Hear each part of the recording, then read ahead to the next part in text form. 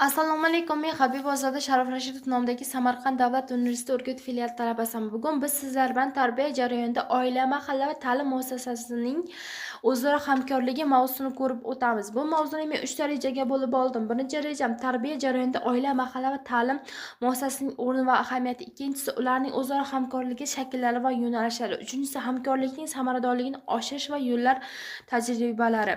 Bu 3 ta rejani biz sizlar bilan ko'rib o'tamiz. Oilaning tarbiyadagi o'rni. Oila tarbiyaning birlamchi o'chog'i hisoblanadi. Bola ilk ijtimoiy tajribani oiladan oladi. Ota-ona namunasi mehr, muhabbat, mas'uliyat va axloqiy qadriyatlar oilada shakllanib boradi. Oilada o'zaro hurmat, milliy qadriyat va an'analarni singdirish tarbiyaning poydevori hisoblanadi. Mahalla institutining tarbiyaviy roli. Bu mahalla xalq tarbiyasining markaziy ijtimoiy muhitni sog'lomlashtiruvchi omil hisoblanadi.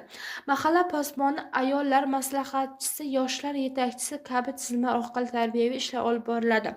Mahalla yoshlarning ma'naviy, axloqiy, vatanparvarlik va milliy qadriyatlarning sodiq ruhida tarbiyalab boriladi. Ta'lim muassasasining vazifasi. Maktab va kollej tizimlari tarbiya jarayonining tashkil etish masalasi. Tarbiya dars jarayonini sinfdan tashqari ishlar, tadbirlar orqali olib boriladi. O'qituvchi oilaviy mahalla o'rtasidagi bog'lovchi zaminlar hisoblanib boriladi. To'rtinchisi hamkorlikning shakllari.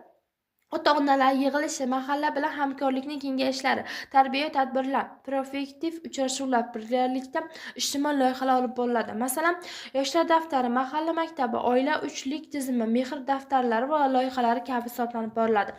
Beshinchisi samaradorlikni oshirish yo'llari. Bunda oila, mahalla va ta'lim muassasalari o'rtasida uzluksiz axborot almashinuvi, ota-onalar, pedagogik madaniyat va oshirish, mahalla faoliyat ishtirokida tarbiyaviy seminar va treninglar o'tkazish, har bir bola uchun individual yondashuv tizimini joriy etish tartiblari amalga oshiradi. Xulosa qismiga kelsak, oila, mahalla va ta'lim muassasalari o'rtasidagi uzviy hamkorlik barkamol avlod tarbiyasining eng muhim omillaridan biri hisoblanadi. Ushbu tizimdagi hamjihatlik yoshlarning ma'naviy, axloqiy va ijtimoiy kamolotini ta'minlab boriladi. Tarbiyaning samaradorligini esa bu uch muhit o'rtasidagi ishonch, hamjihatlik, doimiy aloqa, bog'liq bilan amalga oshiradi. Foydalangan adabiyotga kelsak, birinchisi O'zbekiston Respublikasi Prezidenti yoshlar har tomonlama qo'llab-quvvatlash va ularning ijtimoiy faolligini oshirish to'g'risidagi farmonida. Ikkinchisi ta'lim to'g'risidagi qonun, oila kodeksi. Uchinchisi H. Jo'rayev pedagogik nazariyasi va ahamiyat, Toshkent 2021. E'tiboringiz uchun rahmat.